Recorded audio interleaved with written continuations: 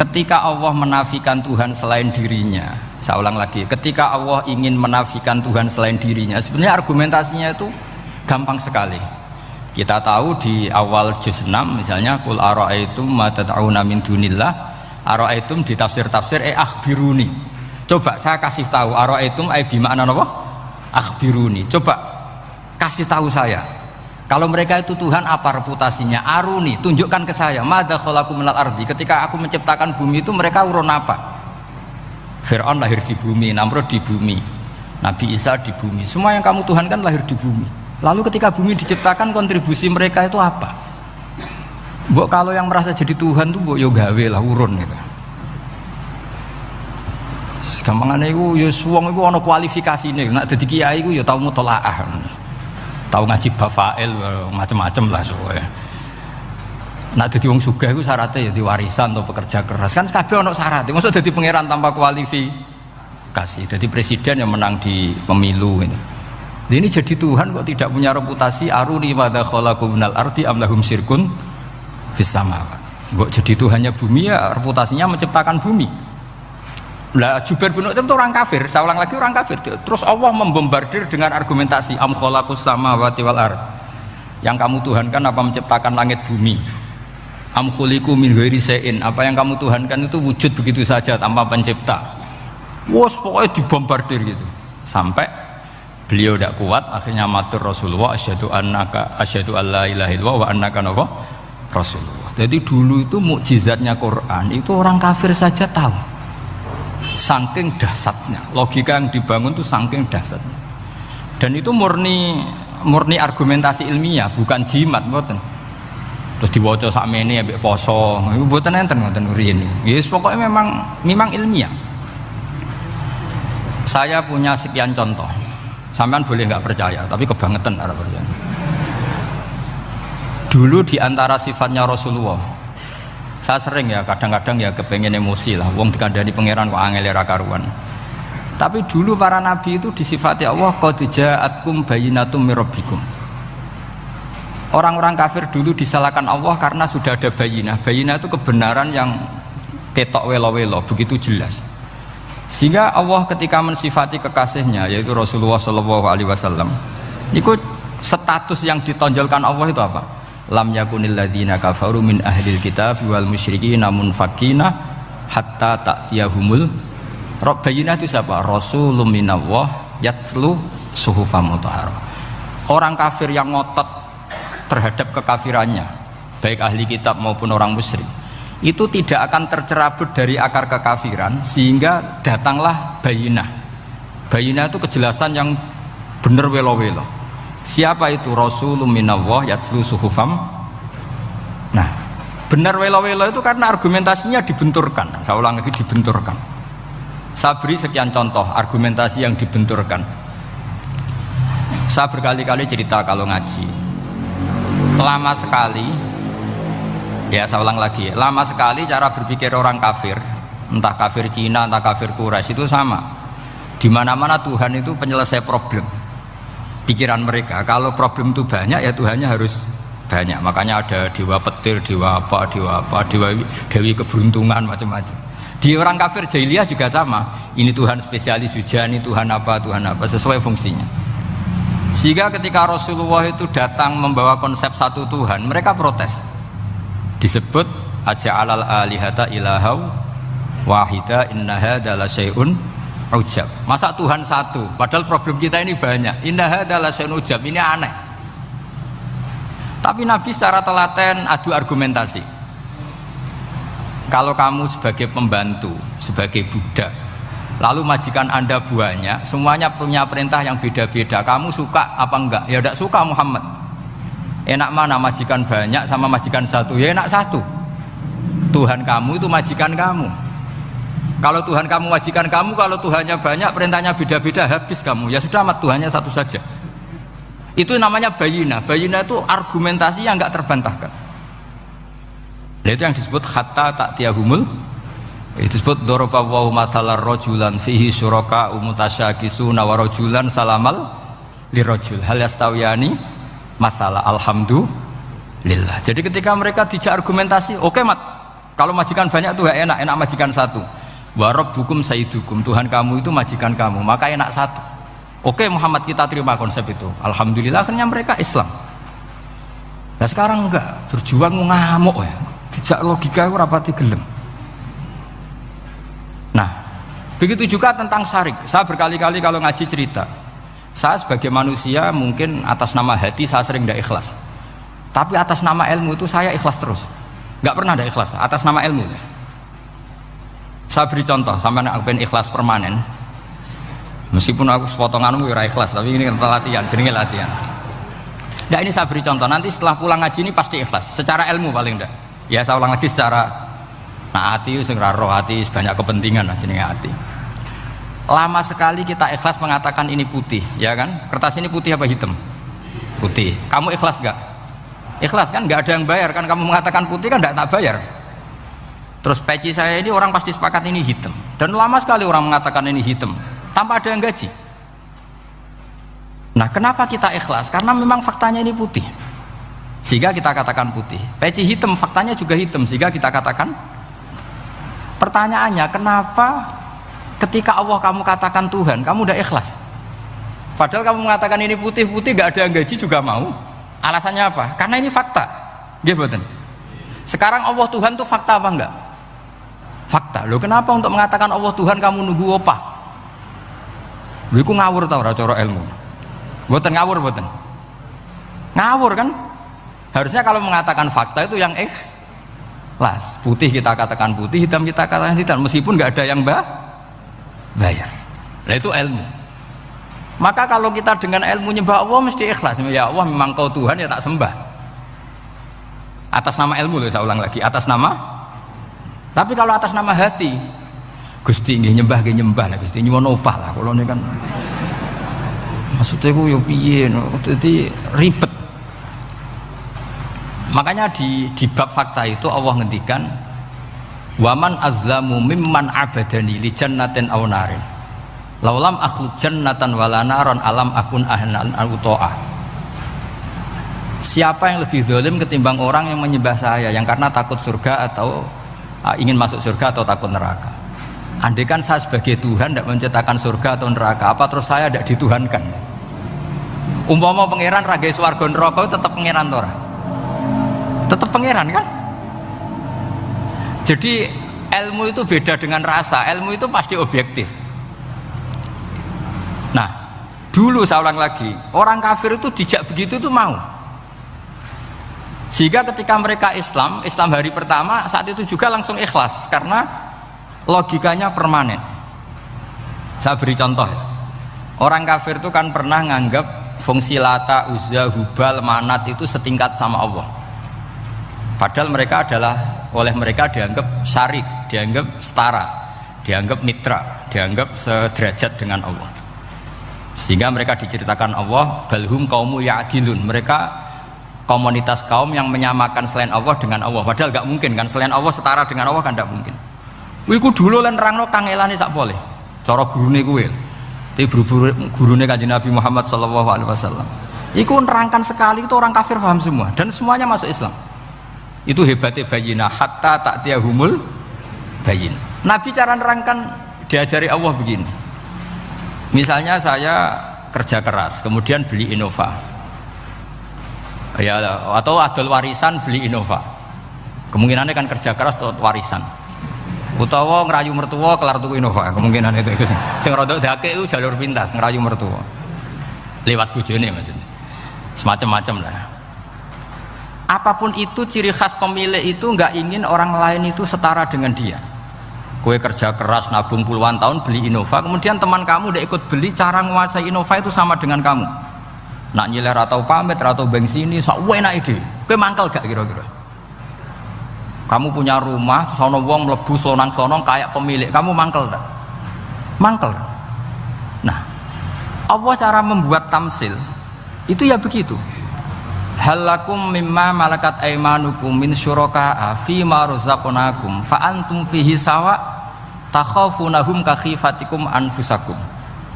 Coba kalau kamu punya barang, kata Allah, kamu punya barang, punya sesuatu dan itu milik kamu karena kamu yang beli. Kemudian ada orang lain yang cara memilikinya sama dengan kamu. Mau nggak kamu seperti itu? Ya tidak mau Muhammad, ini milik saya kok ada orang lain yang merasa setara dengan saya, tidak mau saya.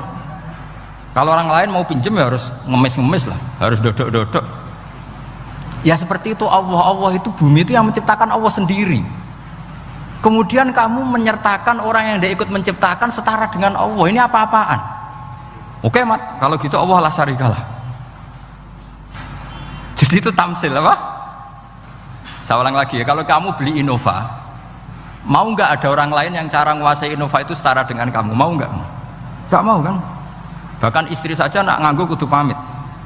Nak lagi nengan, rawan nengan ya oleh. Tapi apapun itu kan tetap saja harus pamit, harus prosedur. Namanya ndak ikut punya. Nah itu kemampuan ini yang mulai hilang di umat Rasulullah. Jadi Nabi itu punya fatona. Fatona itu kecerdasan untuk memberi penjelasan.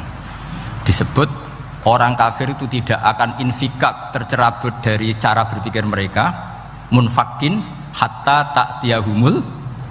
La bayina itu siapa? Rasulun minallah yatlu suhufam mutahhar. Jadi Nabi itu kalau memberi penjelasan itu gampang sekali. Baik itu penjelasan akidah maupun penjelasan fikih. Dulu di Medina itu abkhosun nasi kailan. Orang Madinah itu orang paling curang kalau dagang dulu sebelum Rasulullah datang. Sehingga misalnya mau beli pelem itu mangga itu, pentil ya dihitung pelem. Jadi busron itu kurma pentil ya dihitung kurma.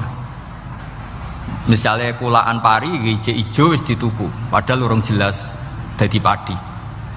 Nah nanti kalau kena badai angin ya sudah, apa itu uang itu nggak kembali.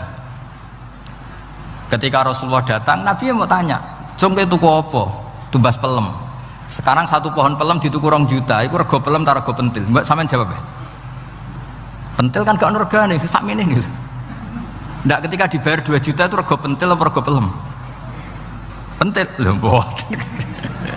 Ketika pentil sakmene dituku 2 juta satu pohon itu rego pelem ta rego pentil? Pelem kan?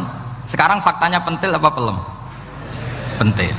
Makanya Nabi terus tanya, "Qul ara'aitum in mana'allahu as-samrah fabima yastakhilu ahadukum mala akhi." Banyak tak apa loh hadis-hadis. Andai kan nanti pentil ini kena angin, kemudian 2 juta itu bayari apa coba? Diarani bayari pelem rantuk pelem, dibayari pentil kok regane 2 juta, dipangan ora kena. Akhirnya orang Madinah sadar betapa buruknya sistem perdagangan mereka. Wong pentil kok diregani 2 juta. Semenjak itu ada fikih boleh jual pentil itu ba'da budui sholahiyah, setelah jelas-jelas jadi pelem. Paham ya? Dan Nabi cara nerangkan gampang, fabima yastakhillu ahadukum mala akhi. Lalu alasan halal itu apa? Kamu mengambil uang 2 juta atas nama apa? Atas nama pelem ya Rasulullah, di peleme. Atas nama pentil, mosok pentil regane 2 juta. Jadi akhirnya orang Madinah sadar semenjak itu tidak jual buah-buahan qobla budui sholahiyah, sebelum kelihatan berstatus napa? Samroh buah. Jadi Nabi itu orang yang kalau menjelaskan itu gampang sekali. Dulu itu Nabi pernah dibully orang Bedui. Nabi pernah ngendikan la adwa wala tiarota wala hamah, tidak ada penyakit menular.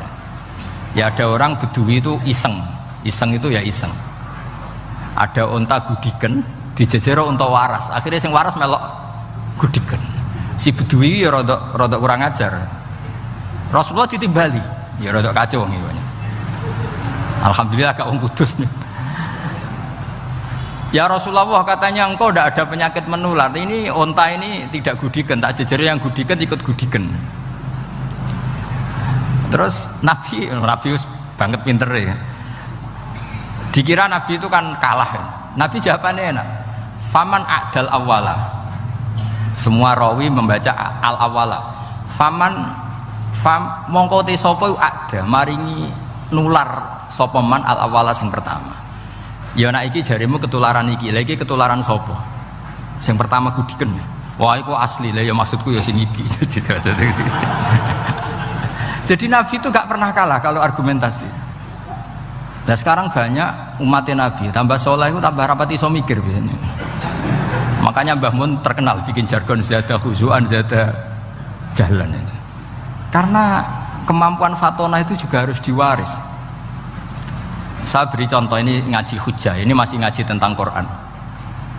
Biar kamu tahu kualitas Quran itu mukjiz betul. Ini tak bacakan dua kitab, yang permanen itu Bukhari. Saya bawa usul fikih yang dikarang Abu Bakar Al-Baqilani, gurunya Imam Haromen. Jadi mbah gurunya Imam Ghazali. Imam Ghazali ngaji Imam Haromen, Imam Haromen ngaji namanya Syekh Abu Bakar Al-Baqilani. Itu orang top, orang terkenal sekali. Itu ngarang kitab namanya I'jazul Quran, itu yang dipakai hampir semua ulama itu. Saya pernah belajar itu pas musim haji. Saking sakralnya kitab itu tak baca berkali-kali pas musim haji, I'jazul Quran. Orang kafir itu kan otaknya sudah error, tapi kandanannya angel. Dan itu kalau kita salah ngelola argumen itu bisa kalah ya. Saya beri contoh ya. Ketika Nabi Musa memaklumatkan sebagai nabi, itu Fir'aun tanya, "Wa ma Rabbul Alamin?" Lalu Tuhan Rabbul Alamin itu siapa? Jawabnya Musa ge normatif, Rabbus samawati wal ard, yang nuhani langit dan bumi. Fir'aun enak aja, gampang. Ma'alim tulakum min ilahin ghairi, saya jalan-jalan kemana-mana yang dituhankan di bumi saya, berarti ya saya Tuhan. Soal kemungkinan Tuhan di langit, terus Haman dipanggil. Haman itu arsitekturnya Fir'aun. Ya Haman ibnili sorkhal la'ali abluhul asbab as-samawati fa'attali'a ila ilahi Musa. Haman, bikinkan piramida yang tinggi supaya saya bisa melihat Fir'aun. Tuhannya siapa? Musa. Wa inni la'adzunuhu kadziba. Diulang beberapa ayat, ada yang wa inni la'adzunuhu minal kadzibin, itu ada beberapa ayat malah. Musa kan kaget. Oh ini nak piramida dadi Fir'aun munggah mesti ra roh pangeran. Wong sing aku nabi ora tau roh langsung pemenang santri ta barang ora roh. Ini kan Fir'aun, Musa akhirnya bingung. Jadi misalnya munggah tenan mesti ra roh Allah, padahal kata Musa, kata siapa Fir'aun? Ibnili sorkhal la'ali abluhul asbab as-samawati fa'attali'a ila ilahi Musa. Kemudian saya bisa melihat Tuhannya siapa? Musa. Wah jare Musa, wah prono iki nak munggah tenan tetep ra roh Allah, jare Allah gak ono. Wong Firaun wis kadung geblek. Angger gak roh berarti gak ono. Apa yang dilakukan Nabi Musa? Beralih argumen. Saya ulang lagi, beralih argumen. Ya sudah, definisinya tidak seperti itu. Tuhan definisinya tak rubah. Rabbukum wa rabbu abaikumul awalin. Sing mengerani buyutem. Wah, itu langsung sak majelis separuh itu iman. Wah, ini nak Fir'aun pangeran, buyut-buyutnya rano pangeran. Karena pangerannya datang terlambat. Ini aneh, pangeran dhisik buyute piye? Wong buyute ra pangeran kok putune pangeran. Akhirnya Fir'aun langsung cara Jawa asemane wah entek. Nah, makanya kalau Syekh Nawawi ngendikan, kalau debat kok wis muring-muring wis ra ilmiah. Makanya terus Fir'aun la as'alannaka minal masjunin, tak penjara gue. Dia sudah ada ilmiah lagi. Ketika Rabbus samawati wal ardi, Fir'aun masih berusaha ilmiah. Saya kemana-mana dituhankan fil ardi, maksudnya di bumi. Soal kemungkinan di langit, saya nanti bikin bangunan mau lihat Tuhanmu Musa. Tapi ketika dipojokkan dengan Rabbukum wa rabbu abaikumul awalin, yang nuhani nenek moyang kamu, entek Fir'aun. Waduh, aku di bapak di mbah, mbahku yura pangeran kok putune pangeran. Berarti mbahku tanpa apa? Pangeran. Wah ribet. Penjara Musa. Jadi emosi dia karena sudah nggak bisa debat. Jadi semua nabi itu ciri khasnya itu punya kemampuan argumentatif. Makanya nabi itu harus fatona, harus punya kecerdasan. Dan itu juga yang dilakukan Quran ketika nafyu uluhiyati ghairillah, ketika menafikan bahwa selain Allah itu pasti tidak Tuhan. Ya tadi, kalau Allah itu punya pesaing sebagai Tuhan, ya namanya Tuhan, reputasinya ya aruni madza khalaqu minal ardi am lahum syirkun fis samawat. Mungkin kalau orang-orang tajwid hanya nekuni fis samawati tuni, itu fis samawati tuni, itu kan urusan tajwid ya. Tapi kalau kita yang ahlul makna itu nekuninya, kalau merasa Tuhan itu ya punya reputasi. Di antara reputasinya itu ikut menciptakan langit dan bumi. Nah dengan demikian namanya bayinah. Bayinah itu kebenaran yang ketok welo-welo. Sehingga orang kafir itu tidak bisa berbantah-bantahan lagi. Nah, ini disebut lam yakunil ladzina kafaru min ahlil kitab wal musyrikina munfakina hatta ta'tiyahumul bayyinah. Bayyinah itu siapa? Rasulun minallah yatlu suhufam mutahharah.